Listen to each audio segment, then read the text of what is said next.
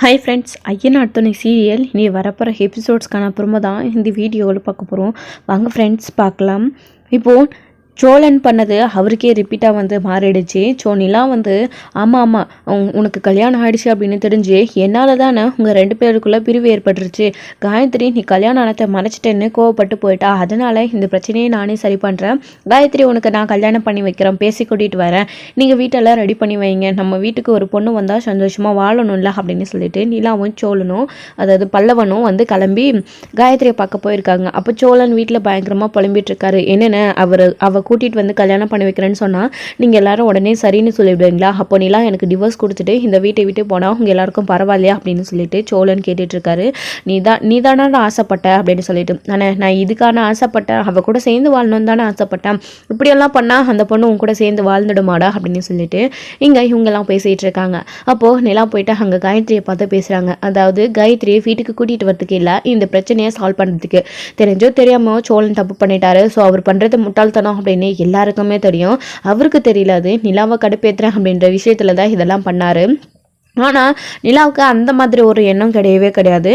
So சோழனால் மற்றவங்க யாரும் பாதிக்கப்படக்கூடாது அப்படின்றதா நிலா ஒரே மைண்டாட்டு. இப்போது காயத்ரி ஏதாச்சும் பண்ணிக்கிட்டா ஸோ அது மொத்த பிரச்சனையும் சோழன் மேலே தான் விழும். ஸோ சோழன் பிரச்சனை மாட்டிக்கிட்டால் மொத்த குடும்பமும் அவருக்காக துடிக்கும். ஸோ இதெல்லாத்தையும் பார்த்துக்கிட்டு நிலாவெல்லாம் அமைதியாக இருக்க முடியாது. ஸோ வீட்டில் இவ்வளோ பெரிய ப்ராப்ளம் அப்படின்னா ஒரு பார்த்துட்டு எப்படி அமைதியாக இருப்பாங்க. ஸோ அதனால தான் இந்த பிரச்சனையை சால்வ் பண்ணலாம் அப்படின்னு காயத்ரி கிட்டே போகிறாங்க. அங்கே போயிட்டு நிலா போயிட்டு காயத்ரியை பார்க்க போகிறாங்க. ஸோ காயத்ரி நிலாவை பார்த்துக்கிட்டே இருக்காங்க. அப்போது காயத்ரி நான் உங்ககிட்ட கொஞ்சம் பேசணும், தனியாக பேசணும் அப்படின்னு சொல்கிறாங்க. அப்புறம் பல்லவன் அமைதியாக வெளியில் நின்றுடுறாங்க. அவங்க ஃப்ரெண்ட்ஸ் எல்லாம் இருந்துக்கிட்டு என்ன பேசணும், அதான் உங்கள் சொந்தக்காரர் எல்லாத்தையும் ஏமாற்றிட்டாருல்ல, லவ் பண்ணுன்னு சொல்லி கல்யாணம் ஆனதை மறைச்சி இப்படிலாம் பண்ணிட்டாருல்ல அப்படின்னு சொல்லிட்டு. அப்போ தான் இங்கே பாருங்கள் யாருடா சொந்தக்காரங்க, இங்கே பாரு இவங்க தான் என் அண்ணி சோழனோட ஒய்ஃப் அப்படின்னு சொல்லிட்டு பல்லவன் சொல்கிறாங்க. நீங்கள் தானே அது அப்படின்னு சொல்லிட்டு அவங்களோட ஃப்ரெண்ட்ஸ் காயத்ரி எல்லாருமே பார்க்குறாங்க. ஆமாம் நான் தான் அப்படின்னு சொல்லிட்டு, எப்படிங்க உங்கள் ஹஸ்பண்ட் இந்த மாதிரிலாம் பண்ணியிருக்காரு, நீங்கள் பார்த்துக்கிட்டு அமைதியாக இருக்கீங்க, அவருக்கு புத்திமதி சொல்ல மாட்டீங்களா அப்படின்னு சொல்லிட்டு அவங்களோட ஃப்ரெண்ட்ஸ்லாம் சொல்கிறாங்க. அப்போ பல்லவன் இருந்துக்கிட்டு என்ன ஓவராக எகிறீங்க, கொஞ்சம் நேரம் அமைதியாக இருக்கிறீங்களா, நாங்கள் இங்கே பேச தானே வந்திருக்கோம் அப்படின்னு பல்லவன் சொல்கிறாரு. பல்லவா நீ அமைதியாக இரு, நான் பேசிக்கிறேன் அப்படின்னு சொல்லிட்டு, இங்கே பாருங்கள் நீங்கள் யாரும் கோவப்படாதீங்க, நான் காயத்ரி கிட்ட கொஞ்சம் நேரம் தனியாக பேசணும் அப்படின்னு. என்ன உங்கள் ஹஸ்பண்டுக்கு நீங்களும் சப்போர்ட் பண்ணி நீங்கள் காயத்ரிக்கு சமாதானம் சொல்ல வந்திருக்கீங்களா அப்படின்னு சொல்லிட்டு, எங்க இப்போ என்னங்க பண்ண முடியும், சரி அவருக்கும் எனக்கும் கல்யாணம் ஆயிடுச்சு, இப்போது அவர் ஏதோ தெரியாமல் காயத்ரி கிட்ட ஃப்ரெண்ட்லியாக பேசிட்டாரு, அது காயத்ரி லவ் அப்படின்னு புரிஞ்சுக்கிட்டாங்க. இப்போது அது சொல்லி புரிய வச்சா காயத்ரி புரியாமல் கோவப்பட்டு அவசரத்தில் ஏதாச்சும் ஒரு முடிவு எடுத்துட்டா, புரிய வேண்டிய விதத்தில் காயத்ரிக்கு சொல்லி புரிய வச்சாதான் நான் அவளுக்கு எதுவும் ஆகாமல் பார்த்துக்கணும் அப்படின்னு சொல்லிட்டு, நீங்கள் பண்ண வரைக்கும் போதும், எங்களுக்கு எதுவும் பண்ண வேண்டாம், நீங்கள் போங்க அப்படின்னு சொல்லிட்டு அவங்களோட ஃப்ரெண்ட்ஸ் எல்லாம் சொல்கிறாங்க. இங்கே பாருப்பா நீ கொஞ்சம் நேரம் அமைதியாக இருக்கிறியா, காயத்ரி நான் பேச வந்திருக்கிறது உங்ககிட்ட, நான் உங்ககிட்ட இப்போ பேசலாமா இல்லை நான் கிளம்பி போகட்டுமா, அதுக்கப்புறம் உன்னோடைய விருப்பம் அப்படின்னு காயத்ரி கிட்ட நிலா சொல்கிறாங்க. சரி உள்ளே வாங்க அப்படின்னு சொல்லிட்டு காயத்ரியும் நிலாவும் ரூம்குள்ளே போய் பேசுகிறாங்க.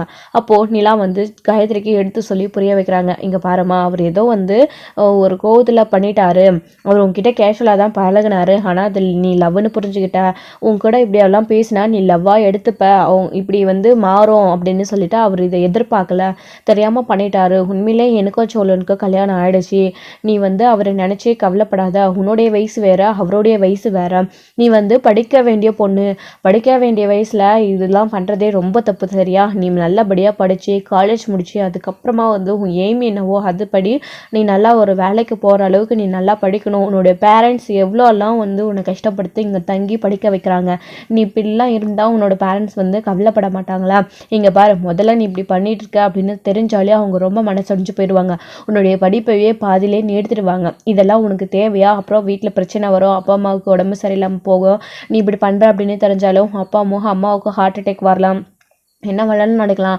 அவங்க எந்த அளவுக்கு கஷ்டப்படுவாங்கன்னு நீ நினச்சி பாரு, ஏன்னா உன்னை அந்த அளவுக்கு அவங்க கஷ்டப்பட்டு படிக்க வைக்கிறாங்க, நம்ம பொண்ணு படிக்காமல் இப்படிலாம் பண்ணிகிட்டு இருக்கு அப்படின்னு அவங்க எவ்வளோ கஷ்டப்படுவாங்க, பாருமா அதனால தான் சொல்கிறேன், நீ இந்த பிரச்சனையை இதோட விட்டுரு, ஏதோ ஒரு கேஷுவலாக பழகணும், ஜஸ்ட் ஒரு ஆக்சிடென்ட் மாதிரி இதை மறந்துடு, இதையே நீ ஞாபகம் வச்சுக்கிட்டே இருந்த அப்படின்னா உன்னோட படிப்பும் ஸ்பாயில் ஆகும், அதுக்கப்புறம் உன்னோட வாழ்க்கையும் பாயிலாக போயிடும், வேண்டாம் நீ நான் சொல்கிறத கேளு அப்படின்னு நிலா காயத்ரிக்கு எடுத்து சொல்லி புரிய வைக்கிறாங்க. சொல்கிறாங்க. இல்லையே, அவர் என் கூட லவ் பண்ணுற மாதிரி தானே பழகுனாரு அப்படின்னு. இங்கே பாரு, நீ அதை எப்படி எடுத்துக்கிட்ட, அவர் அந்த நோக்கத்தில் உன்கிட்ட பழகலை சரியா அப்படின்னு சொல்லிட்டு நிலா காயத்ரி கிட்ட எடுத்து சொல்கிறாங்க. காயத்ரி அழுதுகிட்டே இருக்காங்க. இங்கே பாருமா, இதனால நீ ஏதாச்சும் ஒரு பிரச்சனையில் மாட்டிப்பா அப்படின்னு உன்னுடைய அக்கறைக்காக தான் நான் வந்து இங்கே பேசுகிறேன். அவர் என்னுடைய ஹஸ்பண்ட் தான், அவர் தப்பு பண்ணிட்டாரு தான், இல்லைன்னு சொல்லலை. நான் வேணும் அதுக்காக உங்ககிட்ட சாரி கேட்குறேன். ப்ளீஸ் இந்த மாதிரி தப்பான முடிவு எடுத்துடாத. இதில் உன்னோட வாழ்க்கை அடங்கியிருக்கு, நீ கவலைப்படாத. உனக்கு ஒரு நல்ல லைஃப் அமையும். ஆனால் உனக்கும் அவருக்கும் வயசே நிறைய டிஃப்ரெண்ட் இருக்குது. உனக்கு அது பிரச்சனை இல்லை அப்படின்னாலும் உன்னோட பேரண்ட்ஸ் எதுக்கு ஒத்துக்க மாட்டாங்க. உன் பேரண்ட்ஸையும் மீறி நீ வந்து அவரை கல்யாணம் பண்ணிக்கிட்டு இருந்து வாழ்கிறது அப்படின்றது முடியாத காரியம். அப்படியே பண்ணலாம், ஆனால் நீ ரொம்ப சின்ன பொண்ணு, அது வேற இது வேற, அதெல்லாம் புரிஞ்சுக்க வயசும் இல்லை. உனக்கு எடுத்து சொன்னால் பக்குவமாக நீ தெரிஞ்சுக்கணும் சரியா. இந்த வயசில் இதெல்லாம் வர்றது நேச்சுரல் தான். இது வந்து அதுக்காக நீ வந்து இது உண்மை அப்படின்னு நீ நம்பிடக்கூடாது சரியா. நீ நல்லா முதல்ல படி, அதுக்கப்புறமா வந்து உன்னோட லைஃப்பை நீ பார்த்துப்ப. அவருக்கு கல்யாணம் ஆயிடுச்சு, அது வேற சரியா. கல்யாணம் ஆனவரை நீ எப்படி கல்யாணம் படிக்க முடியும்? இதுக்கு உங்கள் வீட்டில் உங்களோட பேரண்ட்ஸ் ஒத்துக்க மாட்டாங்க. அவர் என்னுடைய புருஷன், நீ எப்படி அவரை கல்யாணம் பண்ணிக்க முடியும் அப்படின்னு நிலா சொல்லி காயத்ரிக்கு எடுத்து சொல்லி ஸோ இந்த விஷயத்த வந்து சால்வ் பண்ணுறாங்க. காயத்ரியுமே வந்து இதை வந்து புரிஞ்சுக்கிறாங்க. ஸோ வந்து சரி ஓகே அப்படின்னு சொல்கிறாங்க. சரியா, நீ இந்த மாதிரிலாம் பண்ணக்கூடாது. நீ வந்து எனக்கு தங்கச்சி மாதிரி, உனக்கு இனிமேல் என்ன வேணும்னாலையும் தயங்காமல் எனக்கு ஃபோன் பண்ணு. நீ அந்த வீட்டுக்கு வரலாம், ஒரு ஃப்ரெண்டாக வரலாம், எல்லாரு கூடயும் பேசலாம், ஜாலியாக இருக்கலாம். ஆனால் வந்து நீ வந்து இந்த மாதிரி ஒரு தப்பான முடிவை எடுத்துடக்கூடாது அப்படின்னு வந்து சொல்கிறாங்க. சரி அப்படின்னு சொல்லிட்டு காயத்ரியை ஒத்துக்கிறாங்க. ஸோ அதுக்கப்புறம் பேசி முடிச்சுட்டு சரி வா போகலாம் அப்படின்னு சொல்கிறாங்க. எங்கே அப்படின்னு, சும்மா தான், இந்த மாதிரிலாம் நீ பண்ண மாட்டேல்ல, எங்கள் வீட்டில் வந்து எல்லாரும் உன்னை நினச்சி ரொம்ப பயந்துக்கிட்டு இருக்காங்க. நீ வந்து எங்கள் வீட்டில் வந்து பேசு, ஃப்ரெண்டாக நீ எப்போ வேணாலும் வரலாம் போகலாம். நீங்கள் வந்து அப்பா அம்மா விட்டு பிரிஞ்சு இங்கே தனியாக கஷ்டப்பட்டு இங்கே படிக்கிற, உனக்கு இங்கே நாங்கள் வந்து சொந்தங்கள் இருக்கோம், ஃப்ரெண்ட்ஸாக நினச்சிக்கிட்டு நீ ஜாலியாக வரலாம் போகலாம். இங்கே இருக்கிற எல்லாருமே வந்து உனக்கு சொந்தக்காரங்க அப்படின்னு சொல்லிட்டு நிலா சொல்கிறாங்க. சரி ஓகே அப்படின்னு சொல்லிட்டு காயத்ரியுமே சொல்கிறாங்க. அதுக்கப்புறம் பேசி முடிச்சுட்டு நிலா காயத்ரி வெளியில் கூட்டிகிட்டு வராங்க. பல்லவனும் வந்து என்ன நீ அப்படின்னு, ஒன்றும் இல்லைடா பல்லவா, எல்லாம் ஓகே தான் அப்படின்னு சொல்கிறாங்க. அதுக்கப்புறம் சரிடா பல்லவா கிளம்பலாமா அப்படின்னு, சரி காயத்ரி வா போனோம் அப்படின்னு. எங்கே கூப்பிட்டு போகிறீங்க காயத்ரியா அப்படின்னு உங்களுடைய ஃப்ரெண்ட்ஸ்லாம் கேட்குறாங்க. இங்கே பாருப்பா, உங்கள் ஃப்ரெண்டை நாங்கள் எங்கேயும் கூட்டிகிட்டு போகல, எங்கள் வீடு வரைக்கும் தான் கூட்டிகிட்டு போகிறேன், நான் கூட்டிகிட்டு போய் சேஃபாக கூட்டிகிட்டு வந்து விட்டுருவேன் அப்படின்னு சொல்கிறாங்க. இல்லை அதெல்லாம் ஒன்றும் தேவையில்லை, பண்ணுறதெல்லாம் பண்ணிவிட்டு இவளை கூட்டிகிட்டு போய் ஏதாச்சும் பண்ணலான்னு பார்க்குறீங்களா, அதெல்லாம் எங்களால் முடியாது அப்படின்னு. அப்போ காயத்ரி நிலா பார்க்குறாங்க. காயத்ரி இருந்துக்கிட்டு எனக்கு எதுவும் ஆகாது, நான் உங்கள் வீடு வரைக்கும் போயிட்டு வரேன், நான் இப்போ ஓகே தான், எனக்கு எந்த பிரச்சனையும் இல்லை, நீங்கள் எல்லாரும் உங்கள் வேலையை பாருங்கள் அப்படின்னு சொல்லிட்டு காயத்ரி வந்து பார்த்திங்க அப்படின்னா நிலா கூட கிளம்பி வராங்க. ஸோ அங்கே வந்து பக்காவான அரேஞ்ச்மெண்ட்லாம் பண்ணி வச்சுருக்காங்க. நிலா வந்துட்டு காயத்ரி கூட்டிகிட்டு வருவாங்க அப்படின்னு. ஆனால் நிலா வந்து சோழன் பண்ணது தப்பு தான் அப்படின்னு நிலாவுக்கு நல்லாவே தெரியும். இருந்தாலும் இந்த பிரச்சனையை சால்வ் பண்ணுன்றதுக்காக தான் நிலா வந்து காயத்ரி கிட்ட பேசி வீட்டுக்கு கூட்டிகிட்டு போகிறாங்க. ஸோ வந்து பிரச்சனையை சால்வ் பண்ணிவிட்டு கூட்டிகிட்டு போகிறாங்க. ஆனால் சோழன் வந்து அங்கே காயத்ரியை பார்த்தா நிலா சொன்ன மாதிரியே காயத்ரி கூட்டிகிட்டு வந்துட்டாலே அப்படின்னு பயங்கர கடுப்பாவார், டென்ஷன் ஆவார். வாழ்க்கையிலே இனிமேல் எந்த பொண்ணையும் பார்க்கவே கூடாது, அவர் ஓவராக பண்ணுறாருல்ல அப்படின்னு சொல்லிட்டு இதை அடக்கிறதுக்காக தான் நிலா வந்துட்டு காயத்ரி அங்கே கூட்டிகிட்டு போகிறாங்க. ஸோ வீட்டில் போயிட்டு எல்லா அரேஞ்ச்மெண்ட்டும் பண்ணி வச்சுருக்காங்க. ஸோ காயத்ரி கூட்டிகிட்டு போய் நிலாவும் பல்லவனும் நிற்கிறாங்க. ஸோ பார்த்த உடனே எல்லாருக்குமே பயங்கர ஷாக் ஆகுது. ஸோ இது சும்மா அப்படின்னு சொல்லிட்டு போனாங்க. ஆனால் உண்மையிலே காயத்ரி கூட்டிகிட்டு வந்திருக்காங்களே அப்படின்னு சொல்லிட்டு இங்கே பாண்டியனுக்கும் சேரனுக்கும் கூட தோணுது மனசுக்குள்ளே. ஆனால் நிலா என்னதான் பண்ணுறா அப்படின்னு பார்க்கலாம் அப்படின்றதுக்காக மனசுலேயே நினச்சிக்கிட்டு அமைதியாக பொறுமையாக நின்றுட்டு இருக்காரு. ஸோ இங்கே நடேசன் வெளியே உட்காந்துக்கிட்டு பாரு, நான் சொன்ன மாதிரி என் மருமக கூட்டிகிட்டு வந்துட்டால அப்படின்னு சொல்லிட்டு அவர் ஒரு பக்கம் மனசுக்குள்ளே புலம்பிட்டு பேசிகிட்டு இருக்காரு. அப்போ வாமா வா அப்படின்னு சொல்லிட்டு நடேசன் கூப்பிடுறாரு. அப்போது நட்ரா பல்லவா அப்படின்னு, அண்ணி இதெல்லாம் தேவையா, எதுக்கு அண்ணி அப்படின்னு பல்லவன் இன்னுமே வந்து புரியாமல் தான் இருக்காரு. ஸோ அப்போ நிலா வீட்டுக்கு கூட்டிகிட்டு போகிறாங்க. அப்புறம் காயத்ரி கிட்ட வந்து ஒரு விஷயம் சொல்கிறாங்க. ஸோ வீட்டில் வந்து நான் கொஞ்சம் வந்து அவர்கிட்ட பேசி புரிய வைக்கிறேன், நீ வந்து கவலைப்படாத அப்படின்னு சொல்லிட்டு உள்ள கூட்டிகிட்டு போய் நிற்கிறாங்க. கூட்டிகிட்டு போய் நின்று உடனே சோழன் இதை பார்த்துட்டு பயங்கர ஷாக் ஆகுது. சொன்ன மாதிரியே கூட்டிகிட்டு வந்துட்டாளோ, அப்போ உண்மையிலே நம்ம மேலே அவளுக்கு லவ் இல்லையா, அப்போ நம்ம காயத்ரியை கல்யாணம் பண்ணிக்கிட்டா அவளுக்கு ஓகேவா, சொன்ன மாதிரி டிவோர்ஸ் கொடுத்துட்டு காயத்ரி என்ன கல்யாணம் பண்ணிக்கணும், அவன் இந்த வீட்டு விட்டு போயிடுவாளா சோழா, இதுக்கடா நம்ம கஷ்டப்பட்டோம், நாம் ஒன்று செய்ய போய் இது ஒன்று ஆயிடுச்சு அப்படின்னு சோழன் வந்து மனசுக்குள்ளே ரொம்ப புலம்பிகிட்டே இருக்காங்க. அப்போ நிலா கிட்ட போயிட்டு எங்க வேண்டாங்க இதெல்லாம் எதுக்குங்க இப்போ காயத்ரி இங்கே கூட்டிகிட்டு வந்தீங்க அப்படின்னு, காயத்ரி இங்கே வா நான் உங்ககிட்ட பேசணும் வா அப்படின்னு சொல்லிட்டு அப்போ காயத்ரி இருந்துக்கிட்டு நீங்கள் எதுவும் என்கிட்ட பேச வேணாம் விடுங்க அப்படின்னு கையை உதறி தள்ளிடுறாங்க. அப்போது என்ன காயத்ரி இது, வா நான் உங்ககிட்ட பேசணும், இங்கே பாரு வா அப்படின்னு சொல்லிட்டு, ஏங்க அதான் அவங்க வரலன்னு சொல்லிட்டாங்களா, அதுக்கப்புறம் எதுக்கு கையை பிடிச்சி இழுத்துட்டு இருக்கீங்க, விடுங்க அப்படின்னு சொல்லிட்டு, ஆனால் நான் எல்லாமே பக்காவாக பேசிட்டேனே, நீங்கள் இவங்களுக்கு குடிக்க ஏதாச்சும் கொடுங்க அப்படின்னு சொல்லிட்டு நிலா சேரன் கிட்ட சொல்கிறாங்க. ஓ இதோப்பா வாப்பா காயத்ரி உட்காரு அப்படின்னு சொல்லிட்டு போய் ஜூஸ் கொண்டு வந்து கொடுக்குறாங்க. காயத்ரியுமே அதை குடிச்சிக்கிட்டு ஸோ அந்த வீட்டை சுற்றி முற்றி பார்க்குறாங்க. ஸோ வந்து இப்போ என்ன நடக்க போகுது தெரியல, நிலா சொன்ன மாதிரி கூட்டிகிட்டு வந்து உட்கார வச்சுட்டாலே, என்னமோ பொண்ணு மாப்பிள்ளை பார்க்க வந்திருக்கிற வீடு மாதிரி இப்படி ரெடி பண்ணி வச்சுருக்காங்க இவங்களும் எல்லாருமே. அப்போ நான் நிலா கூட சேர்ந்து வாழணும்னு யாருமே நினைக்கலையா அப்படின்னு மனசுக்குள்ள அவர் புலம்பிட்டே இருக்காரு. ஸோ அப்போ அங்கே காயத்ரி உட்காந்துட்டு இருக்கும்போது நிலா சொன்னதெல்லாம் உனக்கு ஓகே தானப்பா அப்படின்னு சொல்லிட்டு இங்கே சேரனுமே கேட்குறாரு. ஓகே அவங்க என்கிட்ட சொன்னாங்க, நான் எல்லாத்துக்கும் எனக்கு சம்மதம் தான் அப்படின்னு சொல்லிட்டு காயத்ரி சொல்கிறாங்க. ஸோ வந்து சோழன் எதிர்பார்க்குற மாதிரியே ஸோ இவங்க எல்லாருமே பேசிக்கிறாங்க. காயத்ரியுமே அதுக்கேற்ற மாதிரியே சப்போர்ட் பண்ணி பேசுகிறாங்க. ஸோ வந்து எல்லாத்துக்கும் ஓகேவா அப்படின்றது, நீ வந்து சோழனை புரிஞ்சுக்கிட்டியாப்பா, அவன் மேலே தப்பு இல்லைன்னு சொல்லிட்டு நீ நிலாவுக்கும் சோழனுக்கும் கல்யாணம் ஆயிடுச்சு அப்படின்றத நீ புரிஞ்சுக்கணும், இந்த மாதிரி தப்பான காரியம் எதுவும் முடிவு பண்ணக்கூடாது அப்படின்றத சேரன் கேட்குறாரு. ஸோ காயத்ரியுமே அதுக்கு ஓகே தான் நான் புரிஞ்சுக்கிட்டேன் அப்படின்னு சொல்கிறாங்க. அப்போது வந்து சோழன் இருந்துக்கிட்டு அப்போது ஓகேவா எனக்கும் அவளுக்கு கல்யாணம் ஆயிடுச்சு, இது வந்து ஃபேக் மேரேஜ் அப்படின்னு நினச்சிக்கிட்டு என்னை கல்யாணம் பண்ணிக்க அவள் சம்மதம் சொல்லிட்டாளா அப்படின்னு இங்கே சோழன் ஒரு பக்கம் மனசுக்குள்ள நினச்சிட்டு இருக்காரு. என்னடா சோழா எல்லாமே கைமீறி போயிட்டே இருக்கு அப்படின்னு ரொம்ப பயந்துக்கிட்டே இருக்காங்க. அதுக்கப்புறமா பேசி முடிச்சுட்டு சரி நான் வரட்டுமா அப்படின்னு சொல்லிட்டு கிளம்புறாங்க. என்ன காயத்ரி உடனே கிளம்புறீங்க, இங்கே இருங்க, நீங்கள் இனிமேல் இங்கே அடிக்கடிக்கு வரணும்ல, இது உங்கள் வீடு மாதிரி நீங்கள் இங்கே இருக்கலாமே அப்படின்னு சொல்லிட்டு நிலா சொல்கிறாங்க. ஏங்க அதான் அவளே போகிறேன்னு சொல்கிறாள், நீங்கள் ஏங்க இங்கே இருக்க சொல்கிறீங்க அப்படின்னு. வீட்டுக்கு வந்த கெஸ்ட்டை எப்படி உடனே அனுப்ப முடியும், அது மட்டும் இல்லாமல் இது அவங்களோட வீடு, அவங்க இங்கே இல்லாமல் எப்படியா அப்படின்னு நிலா சொல்கிறாங்க. ஏங்க இதெல்லாம் ரொம்ப ஓவராக போதுங்க, நான் தான் உங்ககிட்ட சரண்டர் ஆகிட்டேன்ல, நான் தான் உண்மையை சொல்லிட்டேன்ல, இதெல்லாம் உங்களுக்கு கடுப்பேற்றதுக்காக தான் பண்ணேன் அப்படின்னு. அப்போ கூட ஏங்க காயத்ரி கூட்டிகிட்டு வந்து இந்த மாதிரிலாம் பண்ணிகிட்ருக்கீங்க, அப்போ எனக்கும் காயத்ரிக்கும் கல்யாணம் ஆனால் உங்களுக்கு ஓகேவா அப்படின்னு சொல்லிட்டு சோழன் கேட்குறாரு. ஆமாம் ஓகே, அதுக்கு தானே காயத்ரி பேசி இங்கே கூட்டிகிட்டு வந்திருக்கேன் அப்படின்னு சொல்கிறாங்க. ஸோ காயத்ரியுமே உட்காந்துட்டு இருக்காங்க. என்ன காயத்ரி நான் சொன்னதெல்லாம் உனக்கு ஓகே தானே அப்படின்னு நிலா கேட்குறாங்க. ஓகே அப்படின்னு சொல்கிறாங்க. ஏங்க சாரிங்க அப்படின்னு சொல்கிறாங்க. சாரியா எதுக்கு அப்படின்னு சொல்லிட்டு, இல்லை உங்களை புரிஞ்சுக்காமல் கோவப்பட்டு அவசரப்பட்டு நான் உங்ககிட்ட சண்டை போட்டுட்டு போயிட்டேன், எங்கள் ஃப்ரெண்ட்ஸும் வந்து உங்ககிட்ட கோவப்பட்டுட்டாங்க, அதனால தான் அவங்க எல்லாத்தையும் எடுத்து சொன்னாங்க, எனக்கு ஓகே தான், இப்போ எனக்கு எந்த பிரச்சனையும் இல்லை அப்படின்னு சொல்லிட்டு இங்கே காயத்ரியுமே சொல்கிறாங்க. சோழன் அப்போது என்னடா இவன் நம்மக்கிட்டே இப்படியெல்லாம் சொல்கிறாளே அப்படின்னு ரொம்ப குழம்பி போய் நின்றுட்டுருக்காரு. சரி இப்போ நான் கிளம்பட்டுமா, நான் வந்து திரும்பவும் நாளைக்கு வரேன் அப்படின்னு சொல்கிறாங்க. என்னது நாளைக்கு வரையா அப்படின்னு சொல்லிட்டு சோழனுக்கு ஒரு பக்கம் பக்கு அடிச்சுக்குது. அப்போ இங்கே எல்லாரும் வீட்டில் பேசி முடிச்சுட்டு கிளம்புறான்னு சொல்லிட்டு காயத்ரியுமே கிளம்புறாங்க. பல்லவா நீ கூட்டிகிட்டு போய் விட்டுட்டு வந்துட்டா அப்படின்னு சொல்லிட்டு கூட்டிகிட்டு போகிறாங்க. ஸோ பல்லவன் வீட்டுக்கு ட்ராப் பண்ணுறதுக்காக, இல்லை நானே போய்க்கிறேன் அப்படின்னு காயத்ரி சொல்கிறாங்க. இல்லை பஸ் ஸ்டாண்ட் வரைக்குமாச்சும் ஒரு ஆட்டோ பிடிச்சி ஏற்றி விட்டுட்டு வந்துடுறேன் அப்படின்னு பல்லவன் கூட்டிகிட்டு போய் காயத்ரி ஆட்டோ பிடிச்சி ஏற்றி விட்டுட்டு வராங்க. ஸோ அவங்க போனதுக்கப்புறமா இங்கே எல்லாருமே சோழனை தான் பார்த்துட்டு இருக்காரு. சோழன் பயங்கர கடுப்பில் இருக்கார். அப்போது எல்லாருமே அவங்கள பார்த்துட்டு கட்டுப்பாய் நிற்கிற போது சோழன் வந்துட்டு, ஆனால் ஏன்னா நீயும் நிலாவுக்கு சப்போர்ட் பண்ணி பேசிகிட்டு இருக்க, அப்போ நான் காயத்ரியை கல்யாணம் பண்ணிக்கிறது உங்கள் எல்லாருக்கும் விருப்பமா, அப்போ நிலா இந்த வீட்டை விட்டு போனால் பரவாயில்லையா அப்படின்னு சொல்லிட்டு, ஆமாம் நான் எப்போ வீட்டை விட்டு போகிறேன்னு சொன்னேன் அப்படின்னு சொல்லிட்டு, ஏங்க நீங்கள் தானேங்க காயத்ரி இப்போ கூட்டிகிட்டு வந்தீங்க அப்படின்னு, காயத்ரி கூட்டிகிட்டு வந்தால் நான் இந்த வீட்டை விட்டு போயிடணுமா, நான் பாருங்கள் நீங்கள் அவங்களுடைய ஒய்ஃப் லவ்வர், நீங்கள் 2 பேரும் கல்யாணம் பண்ணிவிட்டு இந்த வீட்டில் இருக்க போகிறீங்க, நான் ஏன் போக போகிறேன், பல்லவனுக்கு நான் இங்கே இருக்கிறது பிடிச்சிருக்கு, நான் இங்கே தான் இருப்பேன் அப்படின்னு சொல்லிட்டு நிலா சொல்லிட்டு இருக்காங்க. ஐயோ கொழுப்புறாளே ஒன்றுமே புரியலையே அப்படின்னு சொல்லிட்டு இங்கே சோழன் வந்து குழம்பி போய் நின்றுட்டுருக்காரு.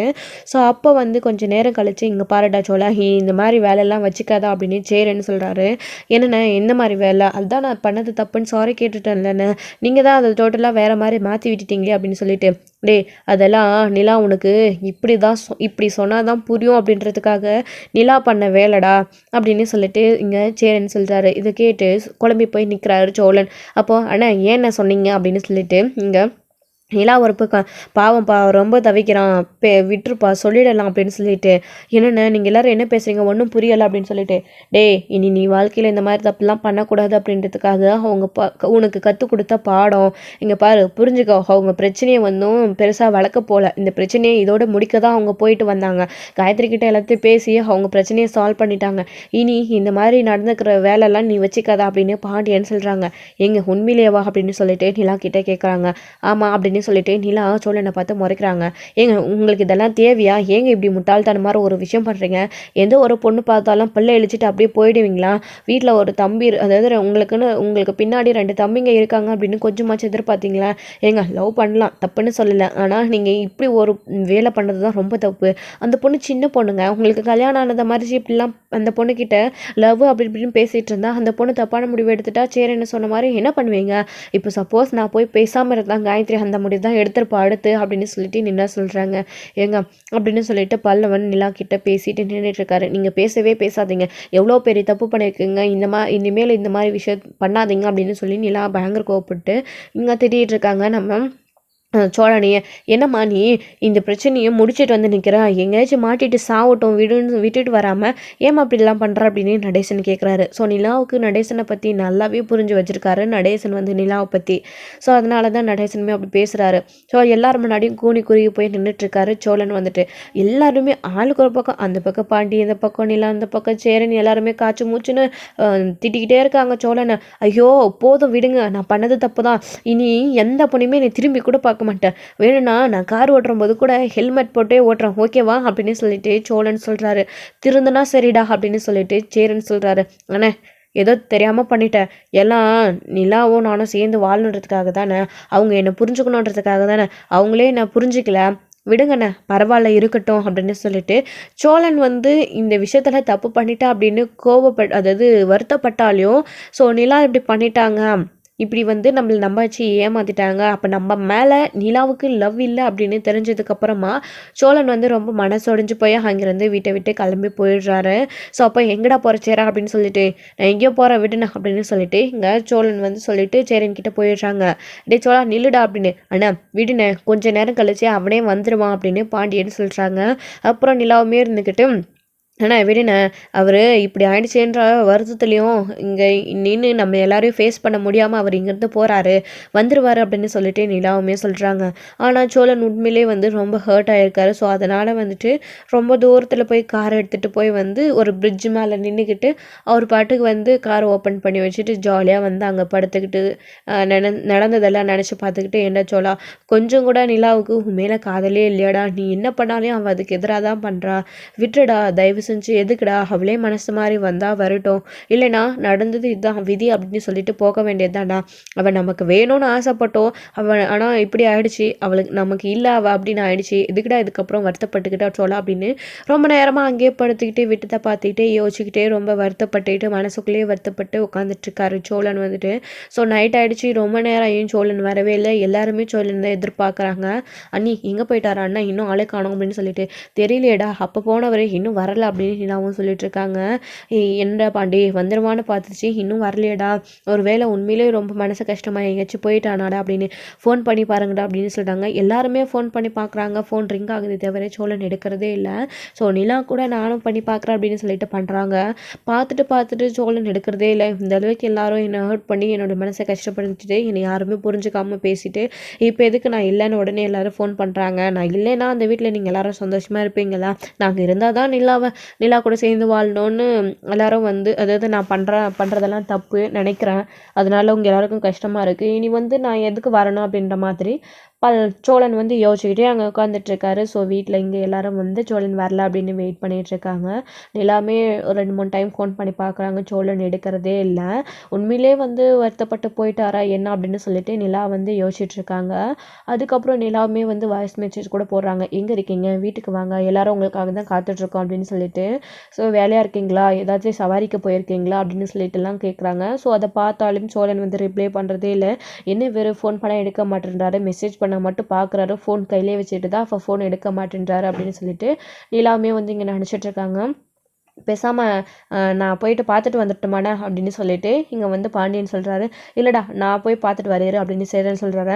அண்ணா நீங்கள் யாருமே வராதிங்க, நான் போயிட்டு வரேன் அப்படின்னு. இல்லை இந்த நேரத்தில் நீ எங்கப்பா தனியாக போவேன் அப்படின்னு சொல்லிட்டு, அதெல்லாம் வேணாம் நானும் பாண்டியனும் பார்த்துக்குறோம், நீ வீட்டிலே இருப்பா அப்படின்னு. அண்ணா சொல்கிறாருல்ல நீங்கள் வீட்டிலே இருங்க அப்படின்னு. இல்லைடா நான் போய் பேசி கூட்டிகிட்டு வரேன், அவர் உண்மையிலே ரொம்ப மனசு கஷ்டமாக தான் போயிருக்காரு போல இருக்குது, நான் அவருக்கு எடுத்து சொல்லி புரிய வைக்கிறேன், அவர் பண்ணது தப்பு தானே, அதுக்காக தான் நான் இப்படி பண்ணேன், நீங்கள் யாரும் கோச்சிக்கல அப்படின்னு. இல்லைப்பா அவனுக்கு இப்படி சொன்னாதான் புரியும் அப்படின்னு சேரன் வந்து சொல்கிறாரு. சரி நான் போய் பார்த்து கூட்டிகிட்டு வரேன் அப்படின்னு. அண்ணி நான் வேணா கூட வரட்டுமா அப்படின்னு. சரி வாடா பல்லவா அப்படின்னு சொல்லிட்டு அவங்க 2 பேரும் சோழனை தேடி போகிறாங்க. ஸோ நிலா வந்து சோழனை பேசி வீட்டுக்கு கூட்டிகிட்டு வர போகிறாங்களா. ஸோ என்ன நடக்க போகுது அப்படின்றதெல்லாம் வெயிட் பண்ணி நெக்ஸ்ட் வீடியோவில் பார்க்கலாம் ஃப்ரெண்ட்ஸ். தேங்க்யூ. இந்த வீடியோ பிடிச்சிருந்தா ஒரு லைக் பண்ணுங்கள், ஷேர் பண்ணுங்கள், கமெண்ட் பண்ணுங்கள், மறக்காமல் பெல் ஐக்கனை கிளிக் பண்ணி